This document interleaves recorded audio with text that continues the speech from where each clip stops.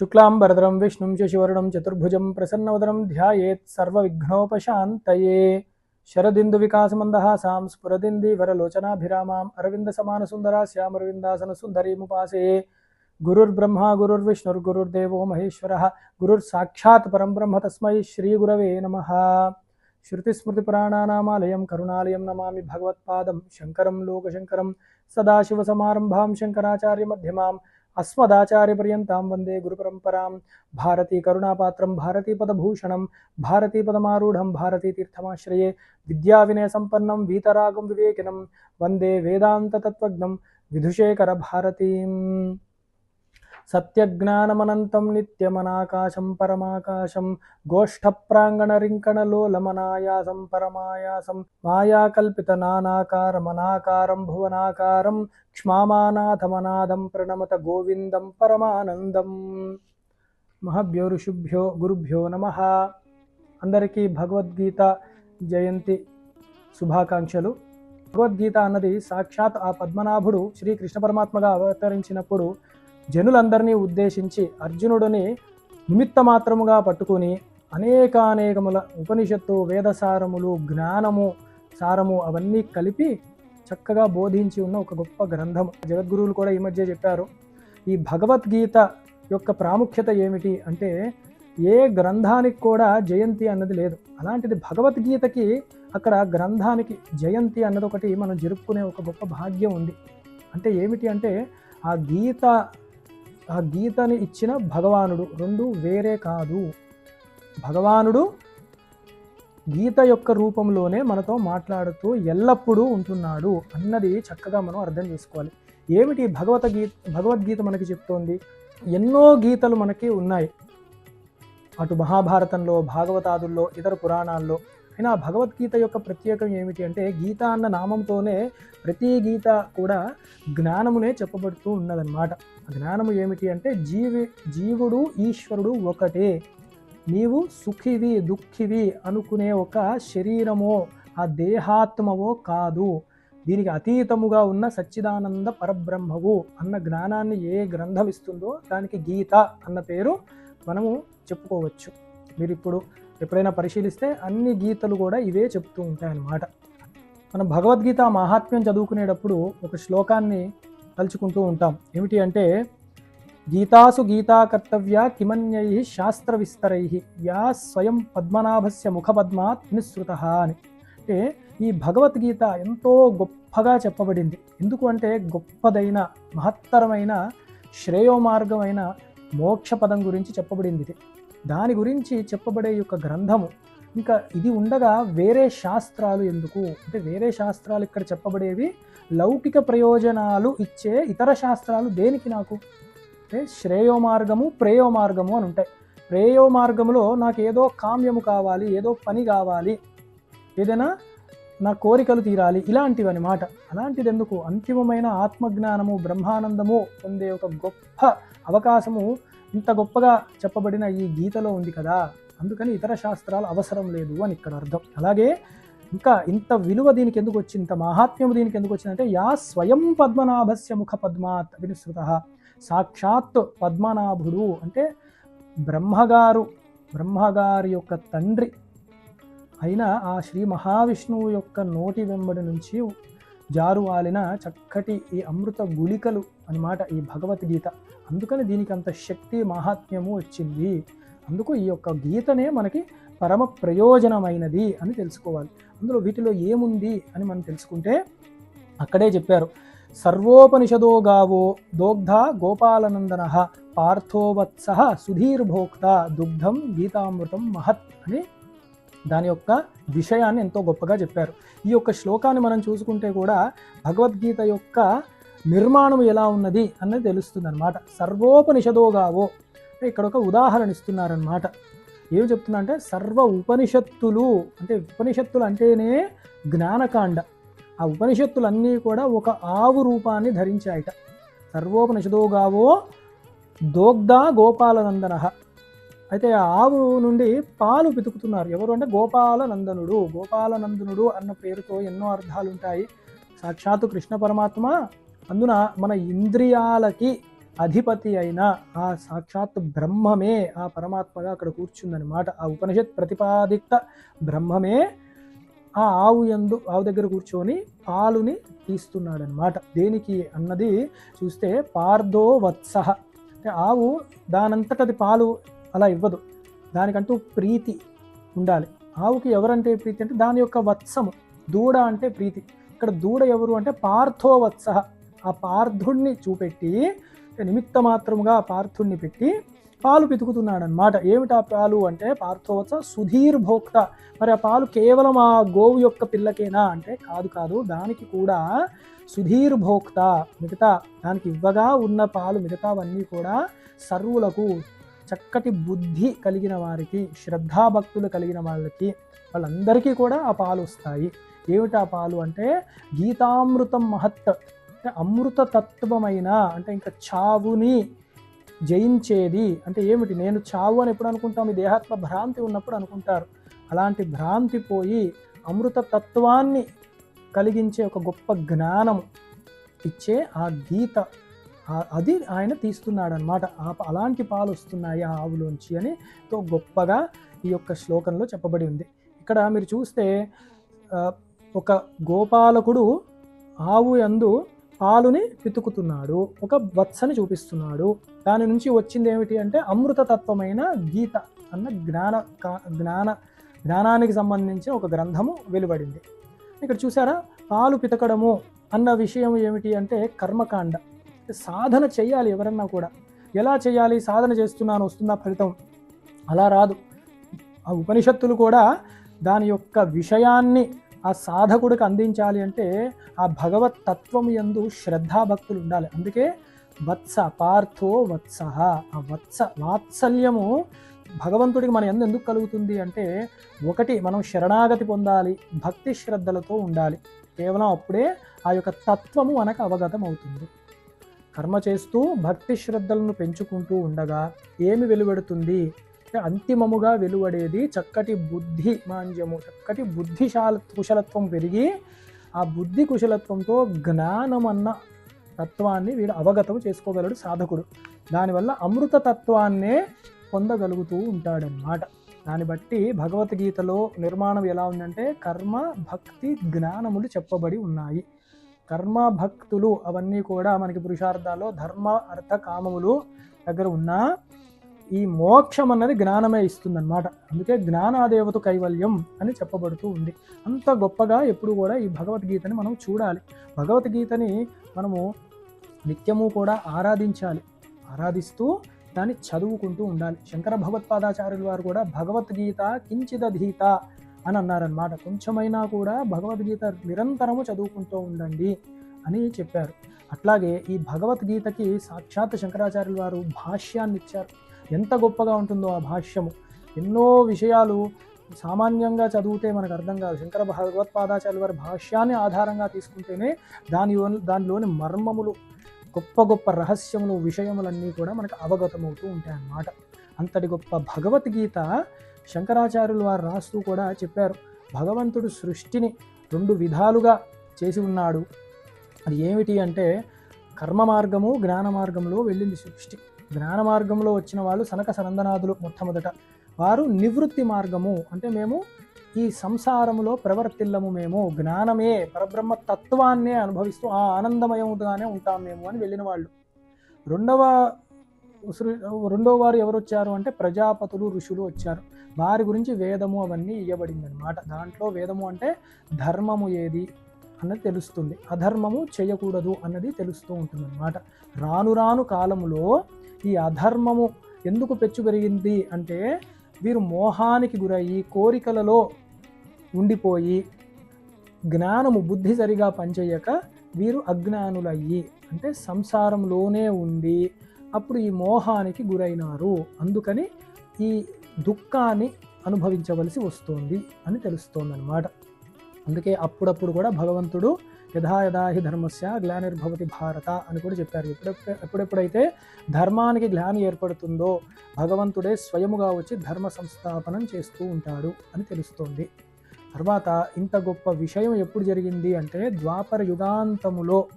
అలాగే యుద్ధము జరుగుతుంటే ధార్తరాష్ట్రులకు పాండవులకు సేనల మధ్య కూడా యుద్ధం జరుగుతుంటే ఆ మధ్యలో శోకమోహానికి గురైన ఆ అర్జునుడను నిమిత్తముగా పెట్టుకొని కృష్ణ పరమాత్మ గీతాబోధ చేసి ఉన్నాడన్నమాట. ఇంత గొప్ప సంభాషణను వ్యాస మహర్షి దాన్ని సంక్షేపముగా ఆయన 700 శ్లోకాలలో కూర్చి ఉన్నారు అని చెప్పారు శంకర్లు. అంత మాట్లాడారా, ఏమైంది అంటే ఛందోబద్ధం చేసి అంత రమణీయముగా 700 శ్లోకాలలో కూర్చి ఉంచారు వ్యాస మహర్షి. అదే పరంపరలో అంటే నారాయణ సమారంభం వ్యాస శంకర మధ్యమాం అని చదువుతాం మనం. అస్మదాచార్య పర్యంతం వందే గురు పరంపరాం. అదే పరంపరలో వచ్చిన శంకర భగవత్పాదాచార్యులు వారే ఆ నారాయణ హృదయము అలాగే వ్యాస హృదయము తెలిసిన వారు కాబట్టి ఆ భాష్యాన్ని ఇవ్వగలిగారు. అది ఎంతో అందముగా కృష్ణ హృదయానికి వ్యాస హృదయానికి తగ్గట్టుగా శృతి స్మృతి పురాణాలను కలుపుకుంటూ ఎంతో రమణీయముగా అద్వైత తత్వాన్ని వేదాంతాన్ని అందరికీ అందిస్తూ ఉంటుందన్నమాట. ఇది అందరూ కూడా గ్రాహ్యము అర్థం చేసుకోవలసి ఉంటుంది. ఇక్కడ మనం చూడాల్సింది అర్జునుడికి ఎందుకు భగవంతుడు ఇంత గొప్ప జ్ఞానాన్ని ఇచ్చారు అంటే అర్జునుడిలోని శరణాగతి ఆ భక్తి అన్నది ఉందన్నమాట. ఆయన ఒప్పుకున్నాడు. శిష్యస్తేహం స్యాదిమాం త్వాం ప్రపన్నం అన్నారు. అంటే నేను నీ శిష్యున్నయ్యా, నీవు నన్ను తరింపచేయు, అలాగే శ్రేయస్సహ శాన్ నిశ్చితం బ్రూహితన్మే, నాకు శ్రేయస్సు ఏదో చెప్పు. ఇందాకే చెప్పుకున్నాం 2 మార్గాలు ఉంటాయి, ప్రేయస్సు శ్రేయస్సు అని. ప్రేయస్సు అంటే లౌకికమైన ఇష్టములు లేదా అనిష్ట నివృత్తి. శ్రేయస్సు అంటే కేవలం జ్ఞాన మార్గమే, మోక్ష మార్గమే, శాశ్వత ఆనందమైన మార్గము, అదే బ్రహ్మ మార్గము, అదే మోక్ష మార్గము. అది అడిగాడు అర్జునుడు. అందుకనే ఆయనకి భగవంతుడు గీతను బోధించాడనమాట. అలాగే అర్జునుడి యొక్క అదృష్టం ఏమిటి అంటే తనకి శోకము మోహము కలిగి దానివల్ల తన కర్తవ్య కర్మలను చేయడానికి ఇబ్బంది కలిగింది. అంతేగాని కర్తవ్య కర్మలు అర్జునుడికి తెలియదు అనుకోకూడదు. కర్తవ్య కర్మలు తెలుసు, చేయడానికి నిత్యానిత్య వస్తు వివేచనం అడ్డుపడింది. అంటే ఏది ఆత్మ ఏది అనాత్మ, నా యొక్క గురువులైన భీష్మ ద్రోణాదులు చంపేస్తానా నేను, వారికి హాని కలిగిస్తానా నేను, వారు ఇంకా లేకుండా పోతారా, ఇలాంటి యొక్క భ్రమకి లోనయ్యాడనమాట. అలా లోనవ్వడంతో తాను యుద్ధము చేయకుండా క్షత్రుడికి చెప్పబడిన క్షాత్ర ధర్మము ఆ సమయంలో అది చేయకుండా ఆయన ఆగిపోయాడు. అందుకని చెప్పి జ్ఞానమును బోధిస్తూ కర్మయోగిగా ఎలాగ మారాలి మనమందరము అని కూడా బోధిస్తూ పరమాత్మ 2 మార్గములను అర్జునుడికి ఈ గీత ద్వారా అర్జునుడితో పాటు మనందరికీ కూడా బోధించి ఉన్నాడనమాట. దీనికే లోకేస్మిన్ ద్వివిధానిష్టా పురా ప్రోక్తం మయానఘ జ్ఞానయోగేన సాంఖ్యానాం కర్మయోగేన యోగినాం అని 2 విధాలుగా సృష్టి నుండి జరిగింది. అలాగే అందుకే జ్ఞానము కావాలనుకున్న వాళ్ళకి సాంఖ్యం కావాలంటే నాకు కావాలంటే వచ్చేది కాదు, దానికి సాధన అధికారం ఉండాలి, సాధన చతుష్టయం అని. అందుకని వాళ్ళకి సాంఖ్యయోగం చెప్పబడింది. సాంఖ్యయోగం అంటే జ్ఞానమే ఇక్కడ. అలాగే మిగతా వారికి యోగులు అంటే కర్మలు దారిలో ఉన్న వాళ్ళు, ప్రవృత్తి మార్గంలో ఉన్న వాళ్ళకి యోగ మార్గము చెప్పబడింది. యోగ మార్గముతో ఇక్కడ కర్మయోగము చెప్పబడింది. అంటే జ్ఞాన మార్గములో ఏది అంటకుండా ఉందో ఆత్మతత్వాన్ని తెలుసుకో అని చెప్తూ ఇక్కడ కర్మయోగం ఎలాగంటే నీ కర్మలు నువ్వు చేసుకుంటూ కర్మ ఫలాన్ని నీవు ఈశ్వరార్పణ బుద్ధితో అర్పిస్తూ చిత్తశుద్ధిని పెంచుకుంటూ ఆ చిత్తశుద్ధితో మళ్ళీ జ్ఞానాన్ని ద్వంద్వాస్థితుడివే అవ్వు అనే చెప్తూ ఉంటుంది మనకి గీత. ఇది బాగా మనము తెలుసుకుంటూ ఉన్నప్పుడు కర్మ భక్తి జ్ఞానము ఈ 3 ఎలాగ మనము అన్వయించుకుంటూ ఉండాలి. ఈ కర్మలన్నీ చేసుకుంటూ ఈ కర్మలలో భక్తిని పెంచుకుంటూ ఈశ్వరార్పణ బుద్ధి తెచ్చుకుంటూ ఉండగా ఆ చిత్తశుద్ధితో జ్ఞానాన్ని వీడు ఆర్జించుకుంటున్నప్పుడు ఆ సాధకుడు వాడికి మోక్షం ఎలా వస్తుంది, మోక్ష స్థితి ఎలా ఉంటుంది అన్నది చెప్తూ ఉంటుంది. మోక్ష స్థితి చెప్పే ఎక్కడ ఉంది అంటే 2వ అధ్యాయంలో మీరు చూస్తే స్థితప్రజ్ఞుడి యొక్క లక్షణాలు ఉంటాయన్నమాట. స్థితప్రజ్ఞుడియే జ్ఞాని. ఆ జ్ఞాని యొక్క లక్షణాలు ఎంతో గొప్పగా భగవానుడు చెప్పి ఉన్నాడనమాట. అది మనం తెలుసుకుంటూ ఉండాలి. ఆ శ్లోకాలన్నీ చదువుకుంటూ ఓహో భగవద్గీత చదువుకుంటే అంతిమముగా మన యొక్క సాధన పండాక ఒక స్థితి ఎలా ఉండాలి అంటే స్థితప్రజ్ఞుడి యొక్క అవస్థ ఎలా ఉండాలో అట్లా ఉండాలి అన్నది మనకు కావాలి. అయ్యా మరి కొందరు చెప్తున్నారు భగవద్గీత చదివితే మాకు ఏదో పిల్లలకి భగవద్గీత ఎట్లా ఉపయోగపడుతుంది, లేదా ఆఫీస్లో భగవద్గీత ఎలా ఉపయోగపడుతుంది, ఇంట్లో సంసారంలో ఉన్నప్పుడు, అంటే ఈ జీవనంలో ఉన్నప్పుడు, ఆర్జిస్తూ ఉన్నప్పుడు ఈ భగవద్గీత ఎలా ఉపయోగపడుతుంది అని అనుకుంటే, వాటిల్లో గీతలో చెప్పబడిన కర్మయోగము బాగా ఉపయోగపడుతుంది మనకి. ఎలాగ మనము కర్మలకు అంటకుండా, నేను కర్తను, నేను భోక్తను అనుకోకుండా, అంటే నేను కర్తను అన్న అహంకారం అన్నమాట, నేను చేస్తున్నాను, నాకు దాని ఫలితము కావాలి. అయితే ఫలితము మనకి దుఃఖం వస్తే సరియా, అది కుదరదు. మళ్ళీ ఏ ఫలితం అన్నా, ఏ కర్మలు చేసినా నేను చేస్తున్నానని కావాలి, దానికి మళ్ళీ సుఖమే కావాలి. ఆ సుఖం ఎట్లా ఉండాలి? శాశ్వతంగా ఉండాలి. ఇది కుదిరే పనా? కుదరదు.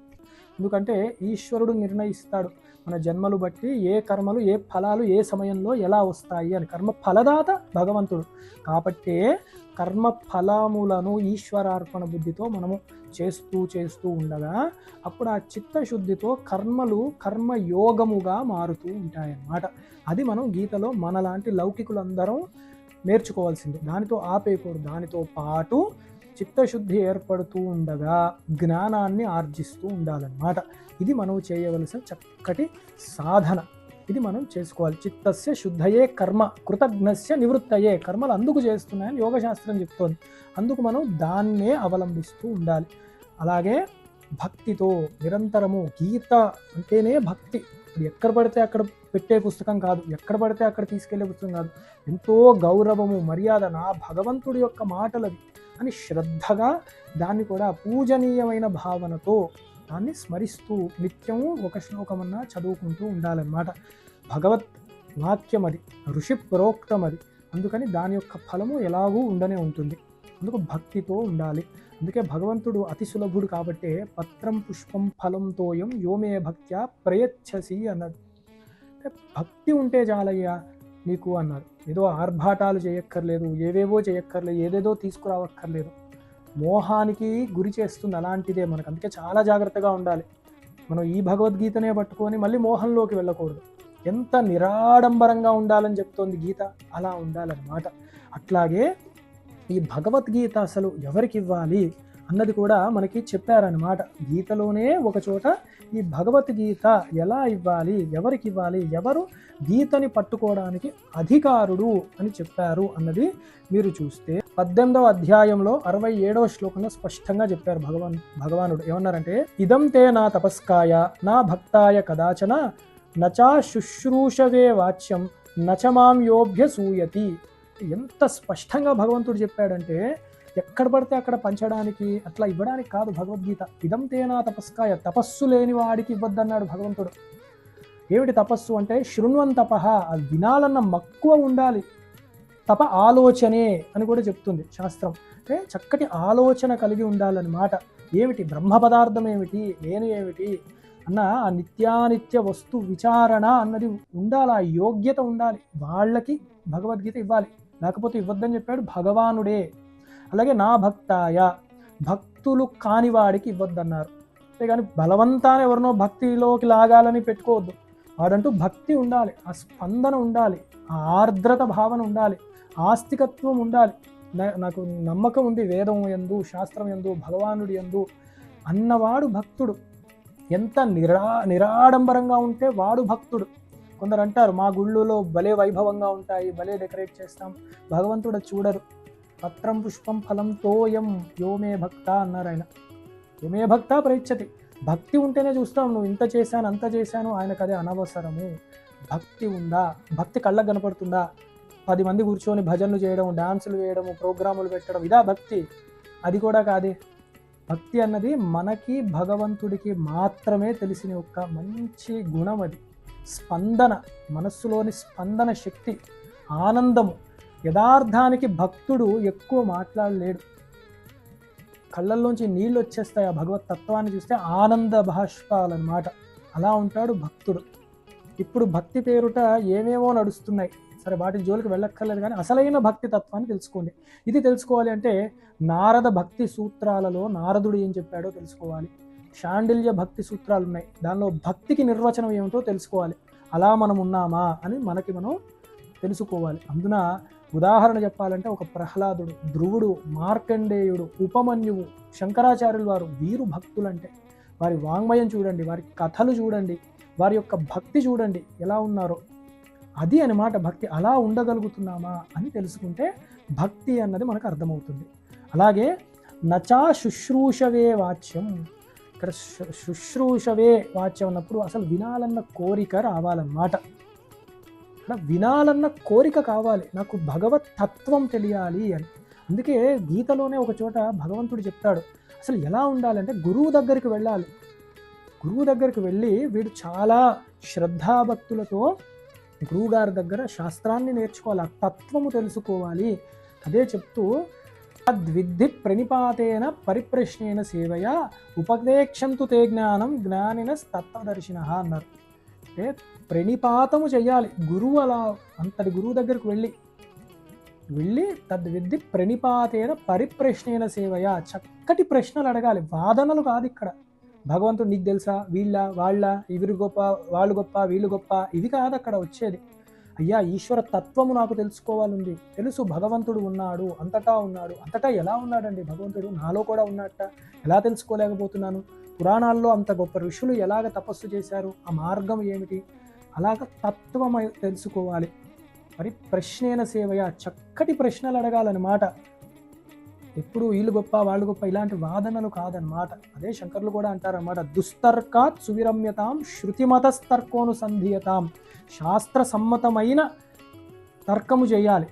ప్రశ్నలు అంటే ముందు ఎంతో అంత వీళ్ళు అభ్యాసము చేసుకోవాలి, వీళ్ళకి చెప్పబడిన అభ్యాసం చేసుకొని చక్కటి గుణములతో అధంబిత్వం అవన్నీ గుణాలన్నీ వీడికి రావాలి ఆ భక్తుడికి. ఆ గుణములతోనే వీళ్ళు చక్కగా గురువుని ఆశ్రయించి, అప్పుడు అలా ఆశ్రయిస్తేనే, అదే చెప్పారనమాట, అలా ఆశ్రయించిన వాడికే జ్ఞానం అన్నది అబ్బుతుంది అని చెప్తున్నారన్నమాట. అలాగే భక్తుడి యొక్క లక్షణాలు కూడా ఎలా ఉండాలి అన్నప్పుడు అద్వేష్ట సర్వభూతానాం మైత్ర కరుణ ఏవచ నిర్మమో నిరహంకార సమదుఃఖ సుఖక్షమి, ఇలాంటివి అనేకం చెప్పారు భగవానుడే. అలా ఉన్నాయా భక్తులు అని ఇప్పుడు తిరిగే వాళ్ళు అట్లా ఉంటున్నారా? మనకి మనం ప్రశ్నించుకోవాలి. అలాగే వినగలుగుతున్నామా? భగవత్ తత్వము చక్కగా తత్వాన్ని చెప్తున్నారా అది తెలియాలి. తత్వము అంతటా వ్యాపించిన భగవంతుడు ఎలా ఉన్నాడు, ఇలా తెలిసిన వాడికి భగవద్గీత ఇవ్వండి. కానీ ఎవడికి పడితే ఇచ్చేది కాదు గీత, ఇదే కాదు శాస్త్రం ఏది ఇచ్చేది కాదు. శ్రద్ధాభక్తులు ఉన్నవాడికి ఇవ్వాలన్నమాట శాస్త్రం. ఏదో మేము ఇచ్చామండి అన్నట్టు అట్లా కాదనమాట. ఏదో 10 మందికి భగవద్గీత పంచాను, ఇవాళకి నా టార్గెట్స్ అయిపోయినాయి, నాకు ఏదో పుణ్యం వచ్చేస్తుంది, అట్లా కాదు. సపాత్రదానం అంటారనమాట, కోరుకోవాలి. అందుకే చూడండి, గురువు దగ్గరికి వెళ్ళి నమస్కారము చేసి తద్విద్ధి ప్రణిపాదేన పరిప్రశ్న సేవ చేసి ఉపదేక్షంతు తే జ్ఞానం, ఆ జ్ఞానం యొక్క ఉపదేశాన్ని తీసుకొని జ్ఞానిన తత్వదర్శన, వాడు తత్వాన్ని తెలుసుకుంటాడు అన్నారు. గురువు దగ్గరికి శిష్యుడు వెళ్ళాలి. శిష్యుడి దగ్గరికి ఈ శాస్త్రాలు గురువులు అట్లా వెళ్తూ ఉండకూడదు. అక్కడే జిజ్ఞాస అన్నది తెలుస్తుంది అన్నమాట. అలాంటి చెప్పే ఒక గొప్ప శ్లోకం ఇది, మర్చిపోకూడదు ఎవరు కూడా. అలాగే గీతలో మనకు ముఖ్యంగా తెలుసుకోవాల్సినవి కూడా క్షేత్రజ్ఞ లక్షణాలను ఉంటాయన్నమాట. 13వ అధ్యాయంలో ఉంటాయి. అక్కడ చెప్పారు, అమానిత్వం అధంబిత్వం అహింస క్షాంతిరార్జవం ఆచార్యోపాసనం శౌచం అని, స్థైర్యమాత్మ వినిగ్రహ అని. దీన్ని సంక్షేపంగా చూస్తే మనకు తెలుస్తుంది మనిషి ఎలా ఉండాలి. అసలు గురువు దగ్గరికి వెళ్ళే ముందే వీడి యొక్క ప్రవర్తన ఎలా ఉండాలి అంటే, అమానిత్వం అదంభిత్వం, మానాభిమానాలు పెట్టుకొని, అహంకార మమకారాలు పెట్టుకొని, గర్వముతో అలా ఉండకూడదు. అహింస క్షాంతిరార్జవం, అహింస అంటే మనము 3 విధాలుగా కూడా, అంటే కాయ వాంగ్ మనః, శరీరంతో కానీ వాక్కుతో కానీ మనస్సులో కూడా ఎవరిని హింస బాధ పెట్టకూడదు. అంటే వారి శరీరానికి కానీ వారి మనసుకు కానీ వారి వినడానికి కూడా మనం వారిని హింసించకూడదు. కఠినంగా ఏదో వాదించాము అలాంటి చాలా పొరపాటు. గీత చెప్పలేదు అట్లా. ఎలా ఉండాలంటే అహింస, అమానిత్వం, అధంభిత్వం. అధంభిత్వం అంటే గొప్పలు చెప్పుకోకూడదు, మేమింత మేమంతా, పొరపాటున కూడా చెప్పుకోవద్దు. అందరము కూడా పరమేశ్వరుడితో పోలిస్తే ఒక అణువు కూడా పనికిరామన్నమాట. పరమాత్మ మనకి ఈ యొక్క ఉపాధి ఇచ్చాడు, పూర్వజన్మల యొక్క పుణ్యపాపములు విశేషముగా ఎంతో అంత అవకాశం ఇచ్చాడు. దాన్ని బట్టే ఎవరికో సేవ చేయగలుగుతున్నాము, లేదా మన కర్తవ్యాలు మనం నిర్వర్తించుకుంటున్నాం. అంతవరకే ఆలోచన. నేను చేయగలుగుతున్నాను, మేమింత అనుకున్నామా, అదొక మాయ, మహామాయా విశ్వం భ్రమయసి అన్నట్టు చాలా ప్రమాదానికి లోనవుతాం. అలాగే క్షాంతిరార్జవం, అలాగే శాంత చిత్తుడవుతూ కూడా చక్కటి మనస్తత్వముతో ఉండి ఆర్జవము అంటే నిజాయితీగా ఉండాలి. మాయ మాటలు మభ్య మాటలు పెట్టి మన సంఘాల్ని పెంచుకుందాము అలాంటివి కాదు. అదే అనేది భక్తుడు అంటే వాడికి భగవంతుడికే అక్కడ లెక్క. 10 మంది కలిసి ఏదో చేస్తే వస్తుందని కాదు. సత్సంగం మంచిదే, కానీ ఆ సంఘము ఇలా ఉండకూడదు, దాంభికాలకి పోతూ అలాగ ఉండకూడదు. భగవంతుడిని చేరడానికి సత్ సంఘం, సత్తే మాకు సంఘం, సచ్చిదానంద బ్రహ్మమే నాకు సంఘం, ఫలానా ఆయనకి సచ్చిదానంద బ్రహ్మముతోనే సంఘము. అలాంటి వాళ్ళిద్దరూ కలవడం సత్సంగం. వీళ్ళందరూ కలిసి భజనలు చేసుకోవడం కాదు.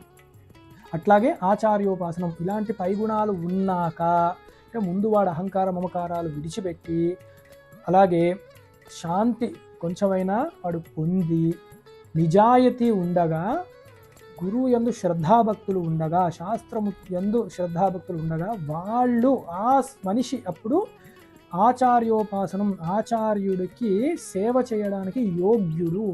లేకపోతే ఆచార్యుడికి వీళ్ళు భారంగా తయారవుతారు. ఎందుకు వచ్చారో తెలియదు, అలాగుండి గురువుగారులకు ఇబ్బంది పెడుతూ ఉంటారు అన్నమాట. అందుకని అక్కడ చెప్పారు సరే, మొట్టమొదటే చెప్పలేదు గురువుగారిని.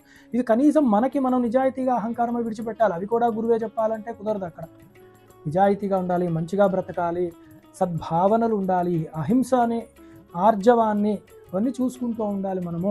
ఇవన్నీ మనం చేసుకుంటే అప్పుడు ఆచార్యోపాసనం. అలాగే శౌచము, అంతర్బహిష్ట శౌచాన్ని మనం పాటిస్తూ, ఇదేమిటి అంటే సదాచారము చెప్తోంది గీత. సదాచారంతో ఉండమని చెప్తోంది. తెలుసుకోవాలి మనం సదాచారం అంటే ఏమిటి అని తెలుసుకుని గురువుల పట్ల ఎంత జాగ్రత్తగా ఉండాలి, శాస్త్ర మర్యాదను ఎంత జాగ్రత్తగా ఇవ్వాలి, అభ్యాసం ఎంత గొప్పగా చేసుకుంటూ ఉండాలి అని ఉంటూ ఆత్మ వినిగ్రహం, మనము కంట్రోల్లో ఉండాలి మనకి మనం చక్కగా.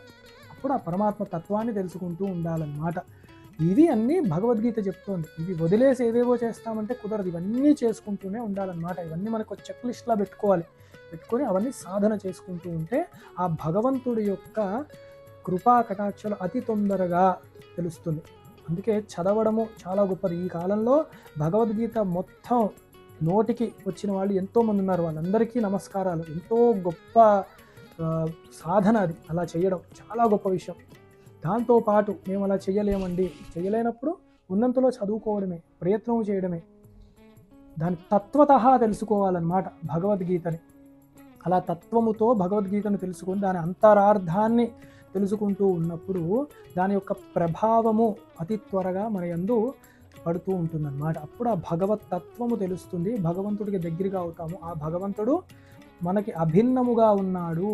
అందుకే గీతలోనే చెప్పాడు భగవంతుడు. వాడు ఎలా తయారవుతాడు అంటే అనేక జన్మల సంస్కారముల చేత భగవంతుడిని తెలుసుకోవాలి అని వచ్చిన వాడు ఏం చేస్తాడు, ఎలా తెలుసుకుంటాడు? భగవంతుడు భగవద్గీతలోనే చెప్పి ఉన్నాడు. అంటే ఒక భగవద్గీత చదవగా ఒక గొప్ప భక్తుడు, జ్ఞాని, వాడు ఏ స్థాయికి వెళ్తాడు అని చెప్తూ ఉన్నాడు. ఏం చెప్తున్నాడంటే వాసుదేవ సర్వమితి. ఏమి చెప్తున్నాడు అంటే బహూనాం జన్మనామంతే ఏ జనాః సుకృతోర్జున వాసుదేవ సర్వమితి స మహాత్మాసు దుర్లభ.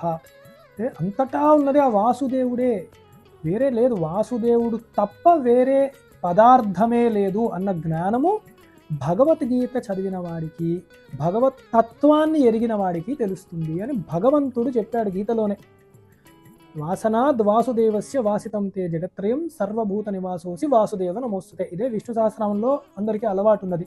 అన్ని జీవులలో స్థావర జంగములలో 14 భువనములలో సర్వదా వ్యాపించి ఉన్నవాడు ఆయన్నే వాసుదేవుడు అంటున్నాం మనం. మరి శివుడు ఎవరు? ఆయన వాసుదేవుడే. బ్రహ్మగారు ఆయన వాసుదేవుడే. అమ్మవారు ఆయన, అది కూడా ఆ రూపంలో ఉన్నది కూడా వాసుదేవుడే. వాసుదేవుడు తప్ప వేరేది లేదు. అలాంటి భావన ఉన్నవాడినే అనన్యాః చింతయంతో మాం ఏ జనాః పర్యుపాసతే అన్నది. అది అనన్య భావన, అనన్య భక్తి. అంటే ఏ రూపంలో చూసినా కూడా అది మా వాసుదేవుడే, నా కృష్ణుడే, నా భగవానుడే, అన్ని అంత ప్రేమ భక్తి జ్ఞానం ఉండాలి. అది గీత మనకి నేర్పుతోందనమాట. అందుకే ఒకానొక చోట రుద్రాణం శంకరశ్చాస్మి అని కూడా భగవంతుడే చెప్పాడు. ఇన్ని రూపాల్లో నువ్వు రుద్రులు అంటున్నావా, త్వరపడకు, వాటిల్లో కూడా శంకరుడు అన్న నామంతో నేనే ఉన్నానయ్యా. అందుకే భేదభావన చూపెట్టలేదు భగవద్గీత. అందుకే గీతను పట్టుకొని మనం నేర్చుకోవాల్సింది అభేద భావన. అదే మనకి మొత్తం విశ్వరూప సందర్శనంలో చూస్తాము, విభూతి యోగంలో కూడా చూస్తూ ఉంటాం అన్నమాట. ఉన్నది ఒకటే పరబ్రహ్మము. ఇక్కడ మనము దాన్నే వాసుదేవ అన్న పేరుతో పలుకుతున్నాము. అదే కృష్ణ పరమాత్మ, బ్రహ్మము, భగవానుడు. అందుకే దీనికి భగవద్గీత అని పేరు వచ్చింది. దీనికి ఎవరైనా ఉదాహరణ ఉన్నారా అంటే ఉన్నారు. ప్రహ్లాదుడే మనకి ఉదాహరణ. ఇందుగలడు అందులేదని సందేహము వలదు, చక్రి సర్వోపగతుండు, ఎందందు వెతక చూసినా అందందేగలడు దానవాగ్ని వింటే. అంటే వినే లక్షణం ముందు ఉండాలి, వేదాంతం యొక్క అసలైన హృదయాన్ని. అది వినకపోతే మనకి భేద దృష్టే కనపడుతుందన్నమాట. ద్వితీయాద్వై భయం భవతి అని ఉపనిషత్తు చెప్తుంది. రెండోది ఉందంటే భయం. ఈ భయం ఏమిటి? Insecurity feeling. అయ్యో మా దగ్గరికి రారా, మేము చెప్పేది వినమా అని. భగవంతుడు అలా చెప్పలేదే. అధంబిత్వం, అహంకారం లేకుండా, దంభము లేకుండా ఉండాలి అని భగవంతుడు చెప్తున్నాడు. మనం ఈ పుస్తకాన్ని అడ్డు పెట్టుకొని మనం వేరేలా తయారు కాకూడదు. ఆ పరమాత్మ యొక్క తత్వాన్ని సరిగ్గా అవగతము చేసుకునే ప్రయత్నం చేసుకుంటూ ఉంటే ఆ భగవత్ తత్వం చక్కగా మనకి ఆ ఈశ్వర ప్రసాదముగా మనకి భాసిస్తుంది అని తెలుసుకుంటూ అందరూ కూడా ఈ భగవద్గీతని నిత్యము పారాయణ చేసుకుంటూ ఉండాలి అని మరొకసారి కోరుకుంటున్నాను. శాంతి శాంతి శాంతి. మహాదేవ్.